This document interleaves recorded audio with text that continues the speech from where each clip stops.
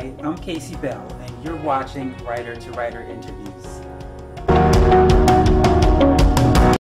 Hi, and welcome to another exciting episode of Writer to Writer Interviews. I'm Casey Bell, your host, and today's guest is author Dennis Galloway. He is the writer of The Pen, Sultan's Wisdom. Let's find out what this book is about and why he wrote it.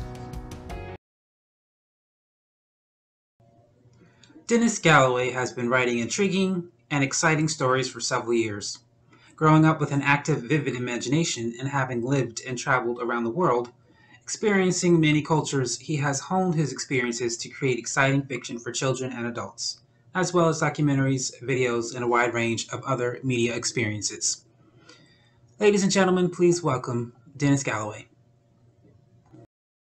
So, first question, two-part question. When did you officially become a writer, and what led you into this industry?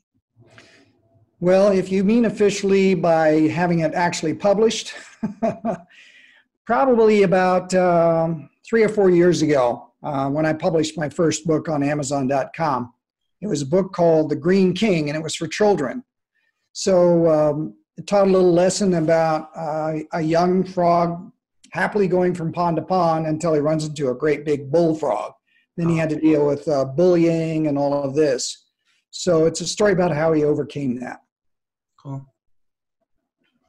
And what led you into, what said you wanted to do this? Well, I've always written since I was 8 or 9 years old, but those were like short stories and poems and so forth. And I had a long career in the technical field. And when that was over, I decided to get back into writing because I enjoy it so much. So not only did I decide to get back into writing and writing stories, I thought, you know what, I'm going to publish this time. So that's kind of where it went. All right. Okay, so your book, The Pen, Sultan's Wisdom. Give us a brief description of what it's about. Well, I have the book now in, I've got a copy here. It's called The Sultan of the Pen, and it's available on an ebook and on Amazon, and on September 16th, it'll be available in the paperback I just showed you. Okay. The book covers our main hero, Harold, who purchased an antique pen, and he started writing with this pen, and the pen took over and started writing its own story. Wow. And what it wrote was a story that occurred about 1,000 years earlier that covered the life of a man who rose from being a street urchin in Cairo to being a sultan over a vast area of the desert. And when Harold went to sleep, he dreamed, and he actually traveled back in time and witnessed this guy's life from being an orphan to being a sultan. All the battles, all the romance, all the adventures, all the crocodiles. All kinds of cool things. But along the way, he learned a little wisdom about life. So our main character, Harold, learned from this and applied this wisdom to his own life and thus improved it. So it's a combination of entertainment, education, I don't know, kind of a wisdom book, I suppose, but it's meant to entertain, and hopefully people gain from it. Sounds fun. Oh, yeah, it's great. I have a website called is.gd/thepen, and people can see a book trailer there. Okay. What inspired you? What gave you the idea for the story behind this book? Well, that's interesting. I dreamt it. Oh. Yeah, it came to me in an idea. You know how sometimes you're kind of waking up and some idea comes to you. So I quickly got up and wrote it down, some of the main ideas. And as I worked on it, it kind of developed a life of its own. And it was awesome. It really was. Cool. I had, in 2017, I remember the day exactly because there was an event happening on that day. I had a dream. I was watching a play that I wrote. And in the dream, though, people were congratulating me, but I was subconsciously saying thank you, but subconsciously I was thinking I shouldn't be taking credit for this because I haven't written this play. But I knew I wrote it, but I didn't actually write it. Yeah. So when I woke up, I was like, I don't get it. And I was like, I'll write it. And Yeah, so I wrote the play from a dream. So I think that's cool that you had interesting. the same thing. So, okay, question, next question. Any advice to writers? Any kind of give us a quick journey of your, because when you're not, when you don't go to college or you don't have parents, you publish books and all of a sudden you want to publish books, Right. you have nowhere to, you don't know where to go, you don't know where to start, you don't know who to ask, you don't know what website to go to. Hmm. So for those who are thinking about publishing or thinking about writing, give them kind of your backstory of what you went through to get to where you are now. Well, I knew that in order to publish, I had to find a publisher. But starting out in the background, I had collected some books, older books, on how to write. Um, and I got these like at a used bookstore, so they were $1 or $2. And it gave me some of the basic principles of writing a story. So I learned from that how to write a story more than just writing something down I thought of. Uh, and that helped me form the story better. I also asked friends of mine who maybe were a teacher or had written before and asked their opinion on writing it, take a look at what I've been doing, give me some advice. In addition, online, I Googled a couple of places, Goodreads, I Googled that. I Googled Book Baby. I Googled just a basic question, how do you write a book? How do you write a story? And there was all kinds of resources that popped up so that you don't have to go to college and get a literary degree. You don't have to get officially educated. There's ways to cut through all of that and get down to the essentials. And it's applying your time. If you have a good interest in it, I always applied a little bit of time each day so that it wasn't overwhelming. And I would write a bit in the morning. That's usually when I'm pretty good at thinking and awake. And so I worked on it every day. And the key there is don't give up. Don't give up hope. Apply a little bit of your imagination, a little bit of your effort every day. That you do have to discipline yourself with, because most people who write give up or lose interest. But I can tell you from my own experience, if you write a little bit each day, even just a paragraph or a couple sentences, it keeps it going in your head. And you'll think about it later, or you'll think about it when you go to sleep and you get up and you say, oh yeah, there's another idea. So keep working on it. And then when you're taking a look at, well, how do I get this printed? It's too expensive to go down and have FedEx or UPS or somebody print it up. But then how do I ship it? So all of that's expensive.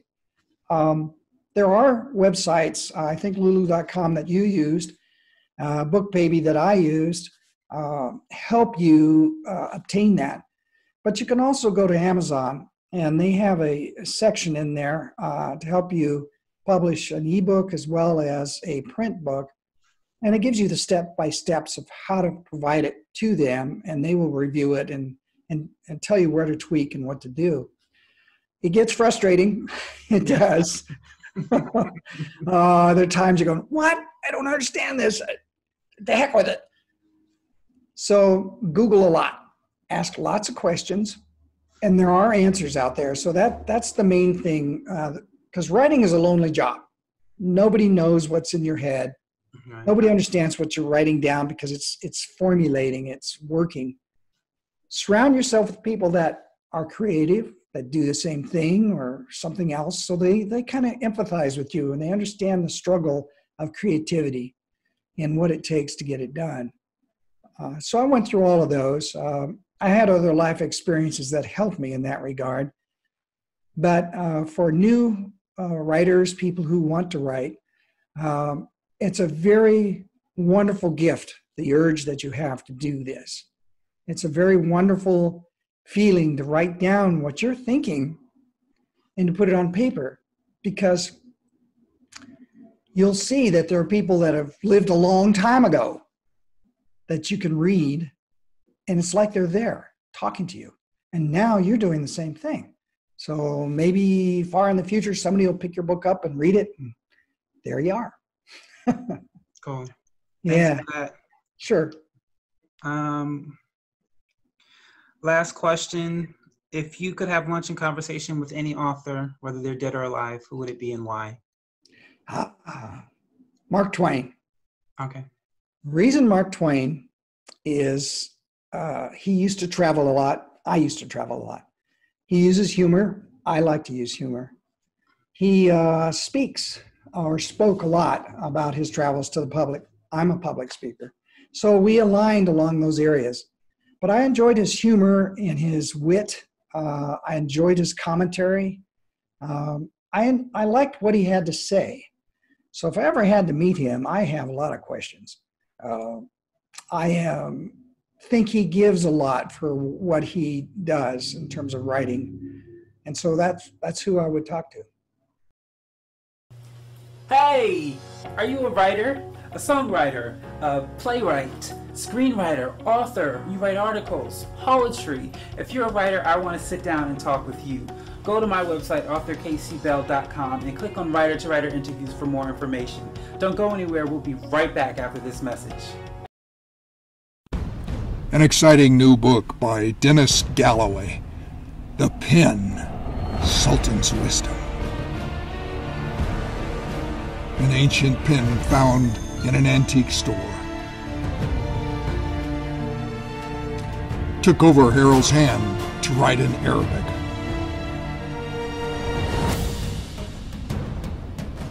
And took him back in time 1,000 years to an ancient Egypt to witness the life of a man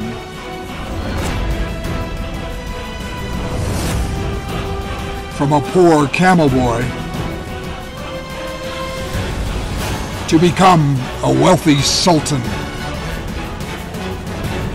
finding wisdom, changing his life forever. The Pen, Sultan's Wisdom.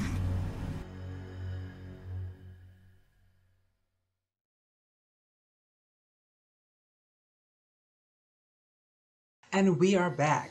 Let's get back into the conversation. How did you get started down this road? Well, writing itself, the first thing I started writing, I was I had to be 6 or 7 years old. I started writing songs. And from there, I just started writing, whether it be poetry. I had a journal at one point in time. And the first, I guess you say, into the writing world was I was watching a Lifetime film. And I was like, I think it would be better or more shocking if the story went this way instead of the way it was going. And I'll say this. I was in college at the time. In high school, I didn't do well in English class. And when I was in college, my first year, I had to retake my high school English because I didn't do so well. So I heard, God say you should write it as a book. And the first thing I said was I can't because, in my mind, I'm not smart enough to do it.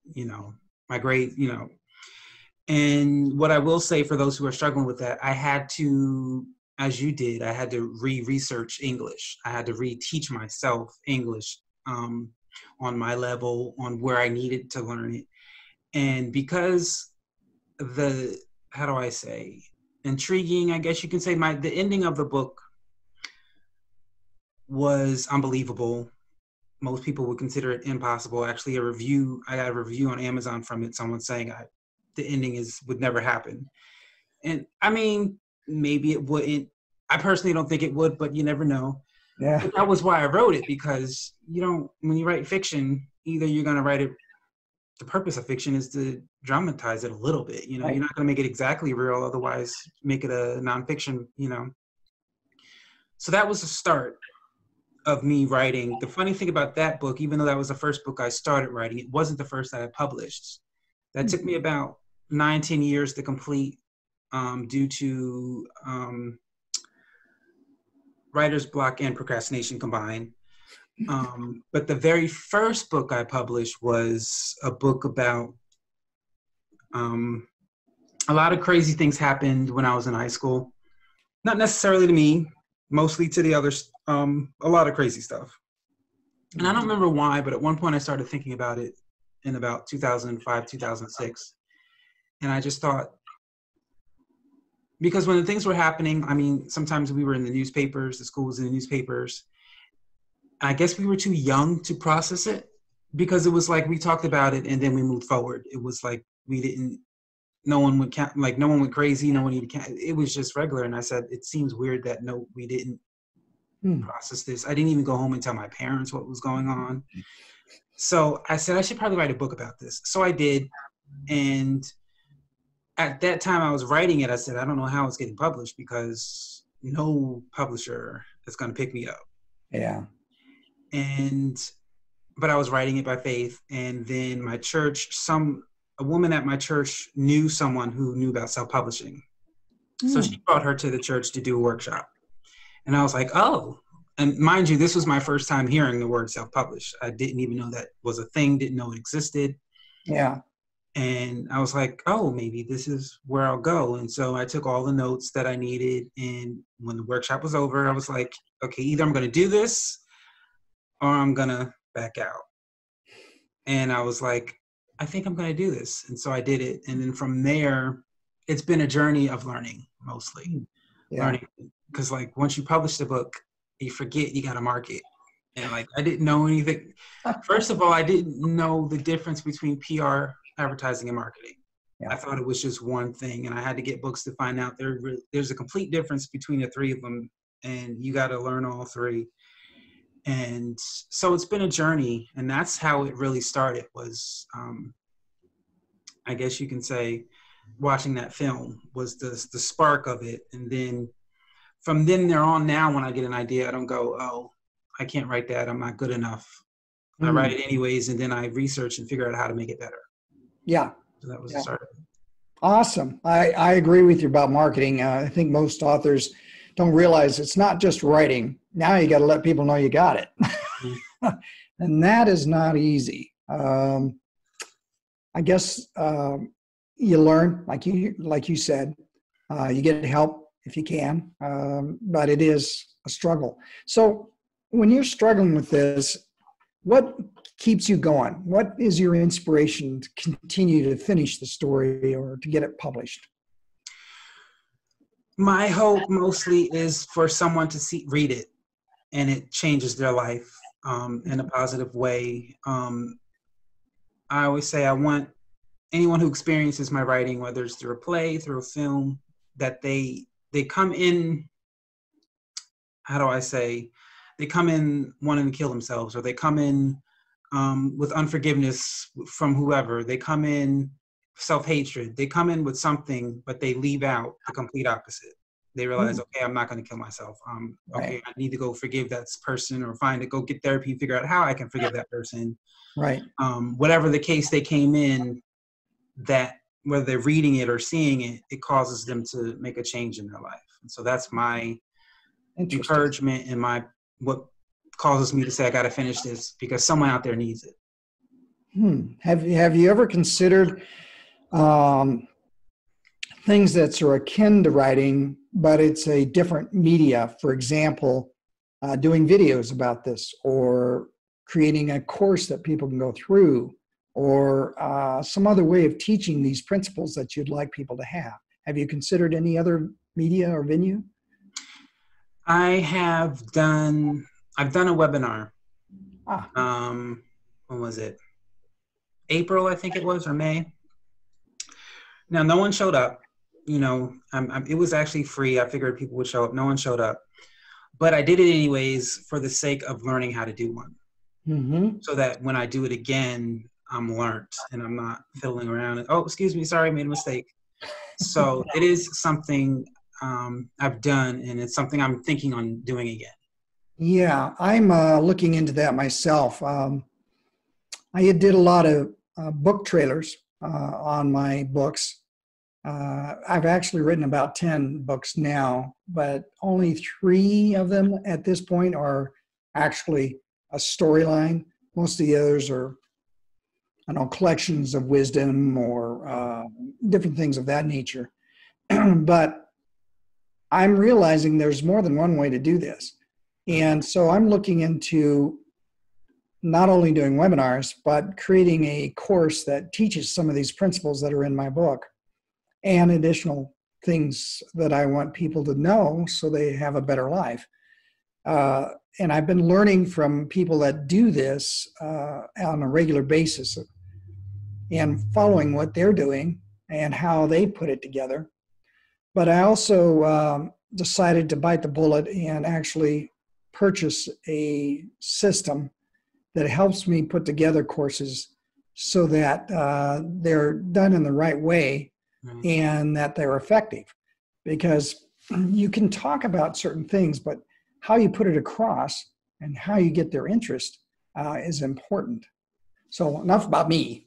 I got another question for you. So it sounds like you picked a certain type of customer or a certain type of market to publish to. What were your thoughts about that? Originally, I didn't think about it.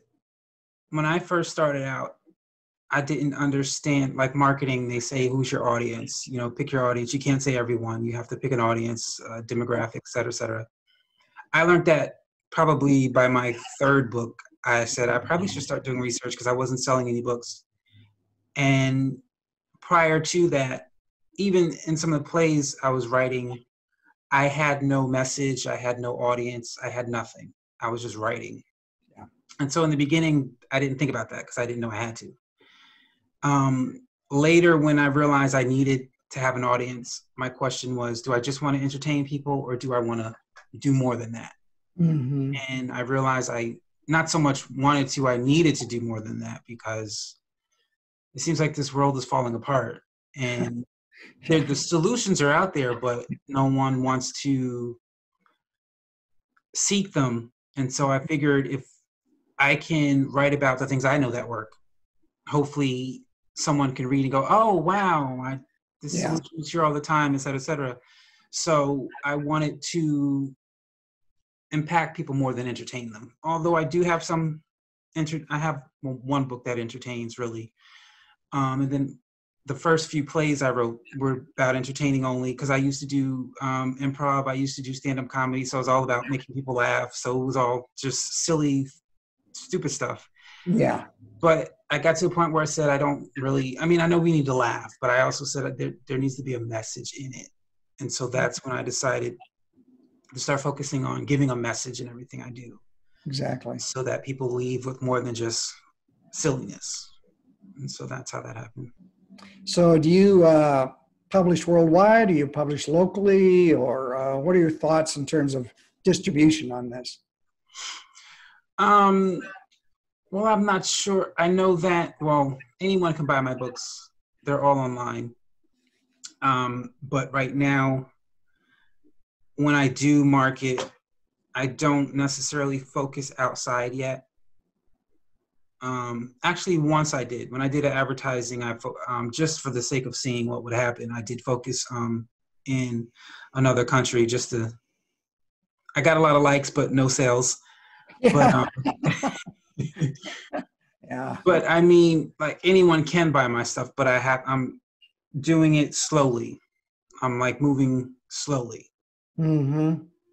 Yeah, I'm finding the same frustration. No matter how much I talk about it or advertise about it, sales are hard to come by.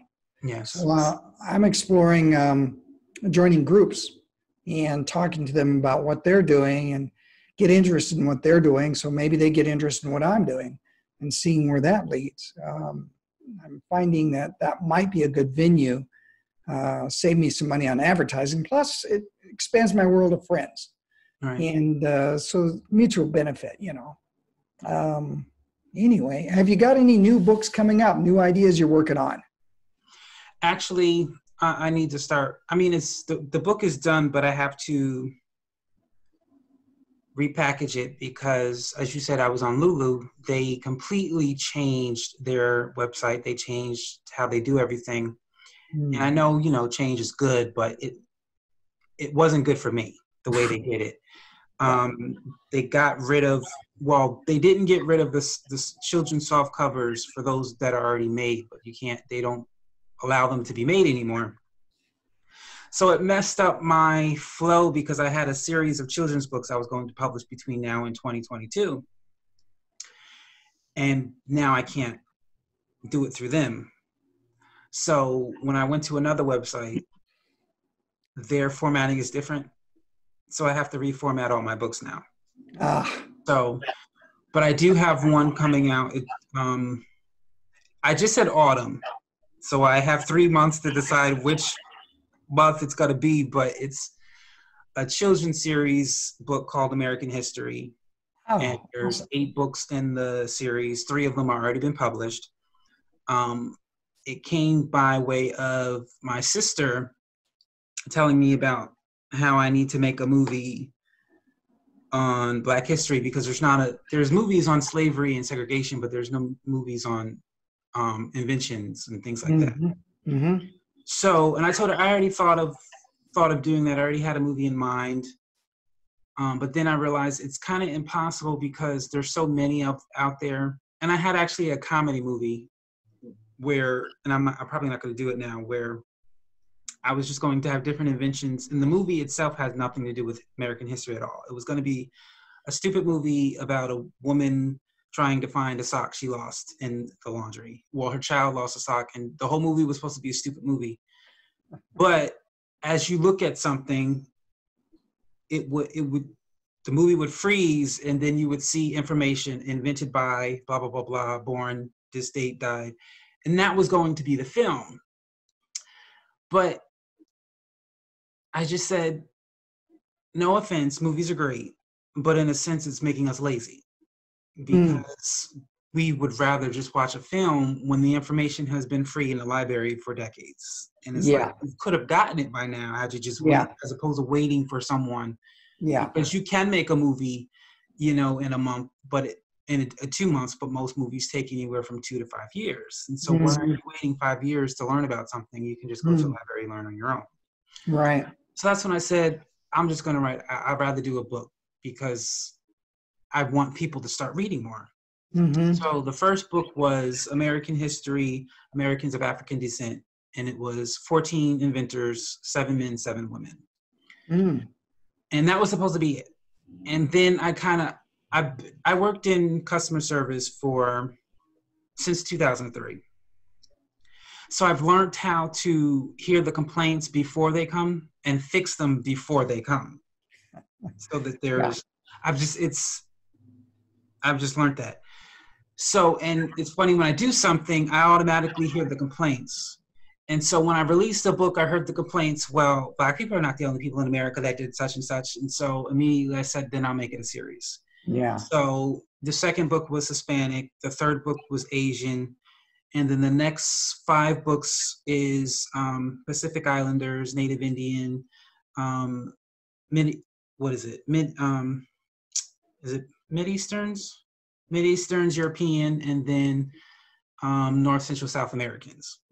So I made sure everyone was included, so I didn't hear any complaining about, well, why did you do these people and not someone else? Because, like I said, it's just automatic now. I automatically hear the complaints, and then I say, well, let me fix it so I don't have to hear them in the first place. Because working in customer service, every day somebody's complaining about something.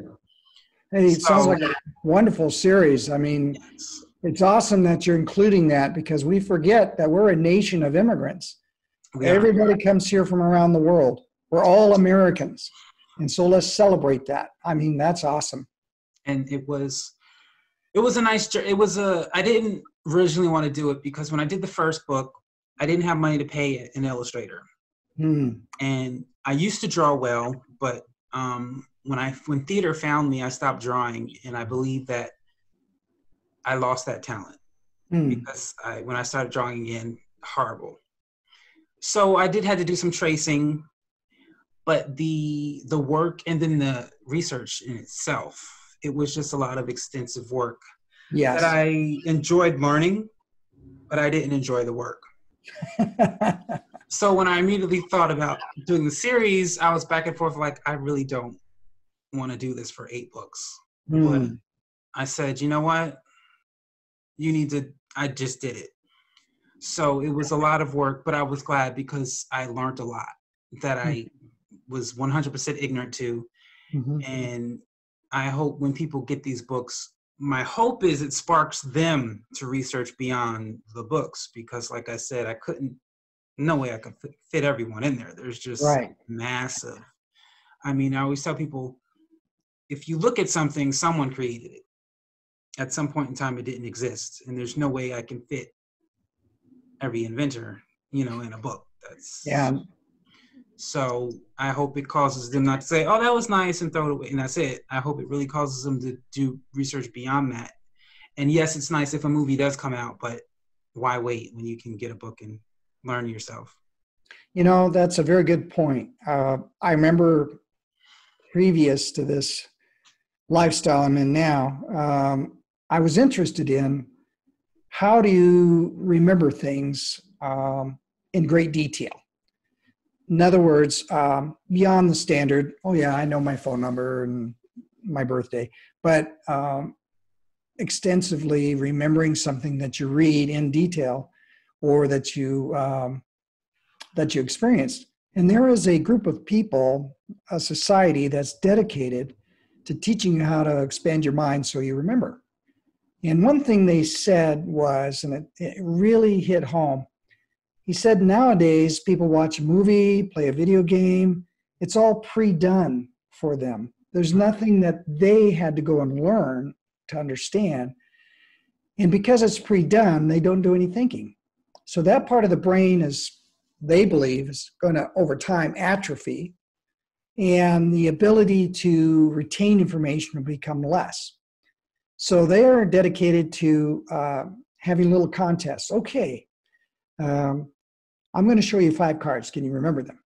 And they got so good at this, they could remember what, in a deck of cards, what the order was, what the face was, what the value was, and they could reshuffle it, show it really quick, put it back together, and the person could remember every card. So they did that, and they did other games, and they taught you techniques. And the idea was that you're using that part of the brain to improve the memory, because if we lose that ability and we don't exercise it through reading, through games, through other forms of mental activity, what do we become? We just become a consumer of somebody else's ideas and somebody else's thoughts, and it's not yours. That's one reason why I had done some acting in Hollywood, and I decided that, this is fun, but it's somebody else's words. I'm living somebody else's character, somebody else's life. It's enjoyable. I love to entertain, but I wanted to say something myself. I wanted to be creative myself. Here's my idea. Here's my story.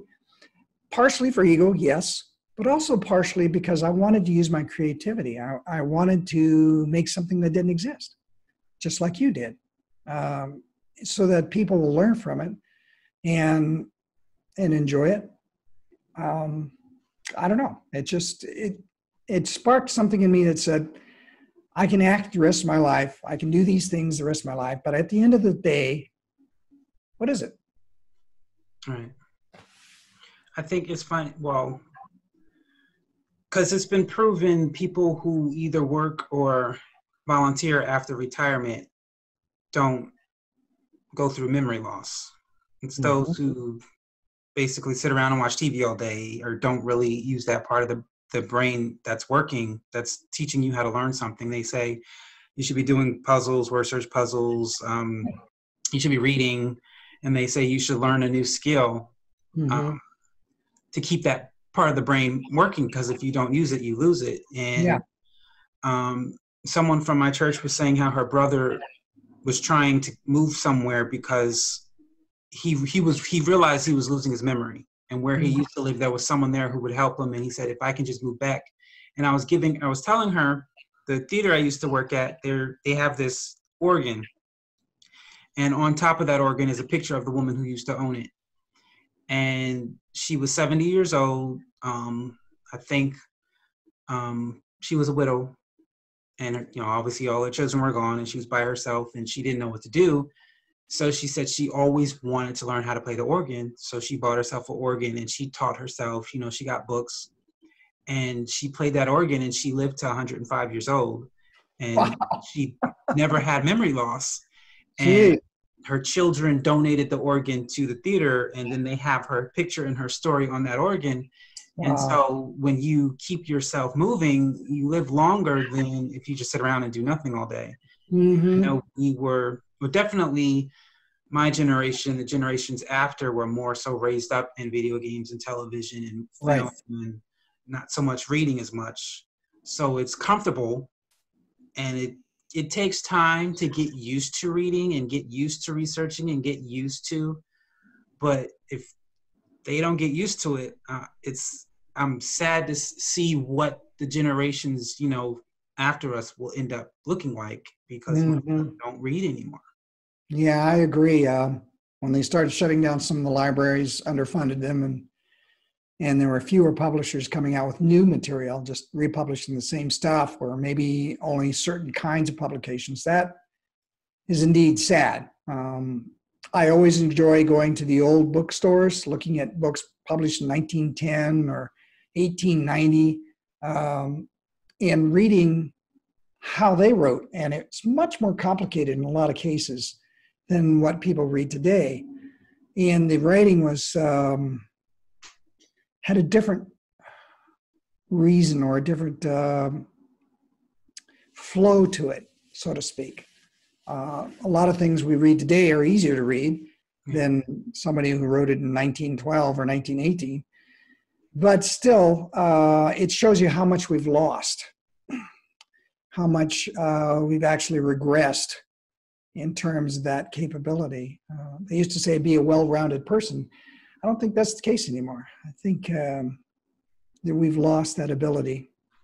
But anyway, there will be hope in the future as long as you and I do our job. Yes. And Get out there and authors. absolutely help people to be authors, help people to write and speak their mind and tell their stories. I think that's really good. That is all the time we have today for today's episode of Writers to Writers Interviews. I'm Casey Bell, your host, and I sure hope to see you again on another wonderful episode. Don't forget to like, comment, and subscribe.